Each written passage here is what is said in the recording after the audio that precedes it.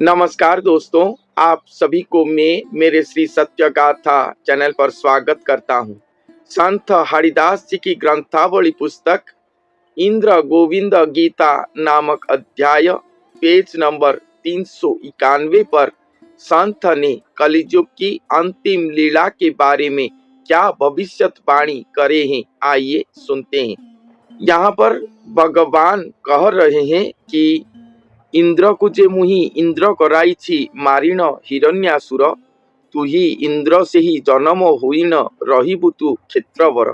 भगवान कहते हैं कि वो हिरण्यासुर को मारकर सत्य युग में इंद्र को इंद्र पद दिए थे और तुम वही इंद्र हो जो कि कलियुग के अंत समय पर फिर से धरती पर जन्म लोगे और क्षेत्र बर स्थान पर रहोगे।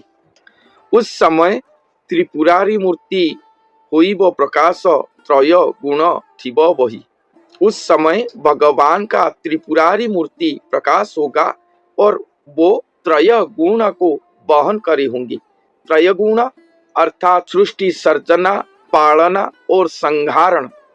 जब कलियुग के अंत समय पर भगवान आएंगे, वो ब्रह्मा विष्णु महेश्वर त्रिमूर्ति स्वरूप को एक अंग में धारण करेंगे। तीनों गुणों पर वो आएंगे।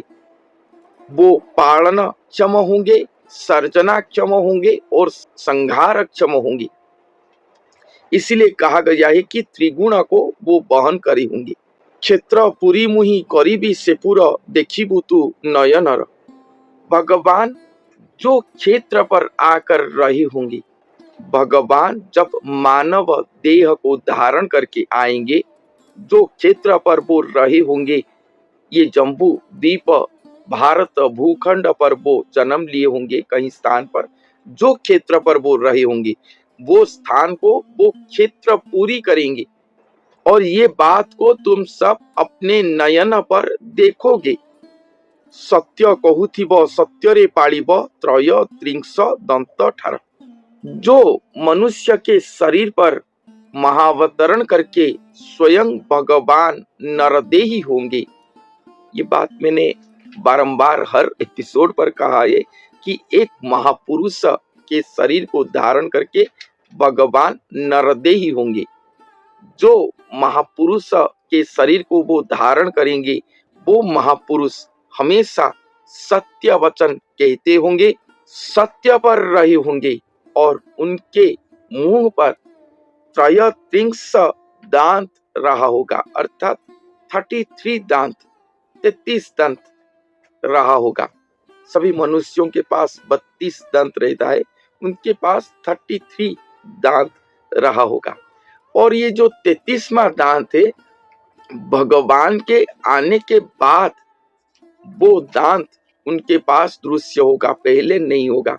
जो कहते हैं कि छोटे समय से एक दांत अगर ठीक से न टूटा तो उसके स्थान पर 2 दांत निकल आते हैं, तो ऐसा नहीं हुआ होगा। उनका दांत बहुत सुंदर होगा और जब भगवान उनके शरीर पर आ गए होंगे, आकर एकाकार हो गए होंगे, उसके बाद और एक दांत उनके पास दृश्य होगा, वही 33वां दांत है। त्रयत्रिंश दंत उनके पास दृश्य होगा और वो महापुरुष जो स्थान पर रहे होंगे, वो स्थान को भगवान क्षेत्रपुरी करेंगे। क्षेत्रपुरी का महात्म्य स्वयं नीलाद्रि नवर श्री जगन्नाथ मंदिर नीलाद्रि भोजन करते हैं। स्वयं भगवान क्षीराब्धि पर शयन करते हैं, वृंदावन पर विहार करते हैं और नीलाद्रि पर भोजन करते हैं। इसलिए नीलाद्रि पर 56 ओटी भोग प्रस्तुत किया जाता है। वहां पर वो भोजन करते हैं, इसलिए वो मंदिर का प्रसाद का वासना, खुशबू, स्वाद वो स्वतंत्र है। हमारे भारतवर्ष तथा सारे विश्व पर श्री जगन्नाथ महाप्रभु के अनेक मंदिर निर्माण किया गया है, अनेक मंदिर, मगर कोई भी मंदिर पर श्री जगन्नाथ महाप्रभु की श्री मंदिर की जो वासना है, वो वासना प्रसाद का वासना जो कि महाप्रसाद कहलाता है, वो महाप्रसाद की वासना नहीं आता। बहुत सारे साधक यहाँ पर जो सुवार हैं, जो रसोई करते हैं महाप्रभु के पास मंदिर पर, उन्हें लिए हैं। जिस तरह से होता है प्रसाद तैयार किया जाता है, वही शैली से, वही प्रोसीजर से वो तैयार किए हैं, मगर फिर भी वो स्वाद, वासना नहीं आया। यही महात्म्य है वो क्षेत्र का, वो मंदिर का। इसी से ही, वही प्रसाद से ही जाना जाता है कि स्वयं श्री जगन्नाथ महाप्रभु की उपस्थिति वहां पर किस तरह से है। और भगवान जब अपने दारू विग्रह स्वरूप को छोड़कर नर विग्रह स्वरूप होंगे, जहां पर वो रहे होंगे, जो नर के शरीर पर वो रहे होंगे, वो नर जब खाते होंगे अन्न व्यंजन आदि जो भी खाते होंगे, उनके खाद्य से, उनके लिए जो रसोई प्रस्तुत किया गया होगा, वो रसोई से वही श्री महाप्रसाद युक्त श्री महावासना दृश्य होगा। वही महाप्रसादीय सुवासना, महावासना, सुस्वाद, वही से ही पता चल जाएगा कि यही मानव के पास स्वयं श्री जगन्नाथ महाप्रभु है। वही मानव ही स्वयं जगत उद्धारक महापुरुष है। और वो जो क्षेत्र पर रहे होंगे, उसी क्षेत्र को ही पूरी क्षेत्र करेंगे भगवान, यही महाप्रसाद के माध्यम से। उनको पहचानने के लिए सबसे स्वतंत्र सुलक्षण यही एक है, जहां पर जगन्नाथ महाप्रभु स्वयं विराजमान होंगे, वहां पर उनके प्रसाद उचिष्ट की वासना श्री महाप्रसाद यही होगा, सुनिश्चित ही। तो वो महापुरुष सत्य वचन कहते होंगे, सत्य पर संसार को पालन करेंगे। त्रय त्रिंश दंत उनके पास दिखाई देगा। उसके बाद तांको नामे पुणी दुर्नाम उठिब, शुणुथिबि जे कर्णर, दुर्मिद उठिले पाप घोटी जीव, मरिबे म्लेच्छ दमन। उनके नाम पर फिर दुर्नाम उठेगा, नाना प्रकार के निंदा अपनिंदा दिखाई देगा। और भगवान ये सब सुनते होंगे, पहले शून्य पर रहकर परोक्षवाद में सुनते होंगे, देखते होंगे।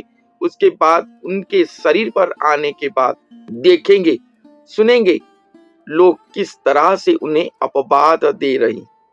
और यही दुर्मिद उठने से ही, यही निंदा अपनिंदा होने से ही ये संसार पर पाप घोट जाएगा, व्याप्त हो जाएगा।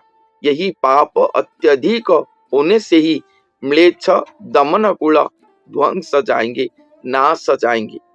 यही कथा गोटी होइब सिकाले, यही जे विधि विधान, ये कथा वो समय पर सुनिश्चित ही होगा।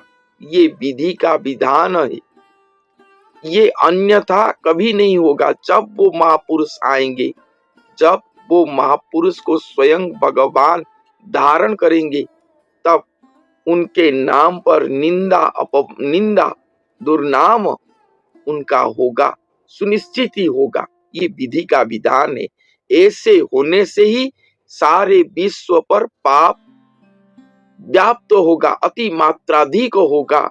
और यही पाप के कारण ही म्लेच्छ दानव कुल दमन कुल ध्वंस होंगे। उल्कापात हेब, रंग वर्ण हेब, दिशिब पश्चिम देश, यही समय रे जानिबु निश्चय, प्रभु करिबे निराश। और कहते हैं कि उल्कापात होगा, पश्चिम देश की आकाश लाल वर्ण हो जाएगा, रंग वर्ण हो जाएगा, अर्थात लाल वर्ण हो जाएगा। और ये समय पर जान लेना कि प्रभु निराश करेंगे, प्रभु निराश करेंगे। अर्थात मुझे लगता है प्रभु निराश करेंगे, ये अलग सी बात है। प्रभु निराश करेंगे अर्थात ये जो उल्कापात होगा, पृथ्वी के ऊपर पड़ेगा, उल्कापात होगा, शायद भगवान इससे पृथ्वी को सुरक्षा नहीं देंगे। इसीलिए कहा गया है कि प्रभु निराश करेंगे और शायद ये पश्चिम देशों पर पड़ेगा और पश्चिम देश सब लाल वर्ण दृश्य होगा। शायद यही होगा, इसीलिए लिखा गया है कि प्रभु निराश करेंगे। 42 अंक होई बजे शेष चेता रखी था मन, यही कथा निश्चय होई बटी जान अन्यथा नुहे वचन। और ये बात जब 42 अंक शेष हो रहा होगा वही समय पर ही होगा, ये सुनिश्चित ही होगा, ये बात कदापि अन्यथा नहीं होगा। 42 अंक 42 अंक इसके बारे में कहा गया है, वही समय पर ही उल्कापात होगा धरती पर और पश्चिम देश सब लाल वर्ण दिखाई देंगे, भगवान निराश करेंगे। सुनिश्चित 42 अंक जब शेष हो रहा होगा वही समय ही ये होगा, ऐसा संत हरिदास जी की ग्रंथावली पुस्तक इंद्र गोविंद गीता 391 पृष्ठा पर लिखा गया है। तो 42 अंक कौन सी मसीहा को समझाता है ये मैं नहीं जानता, आप ज्ञानी गुणीजन ही जाने। तो आज के लिए इतना ही, धन्यवाद।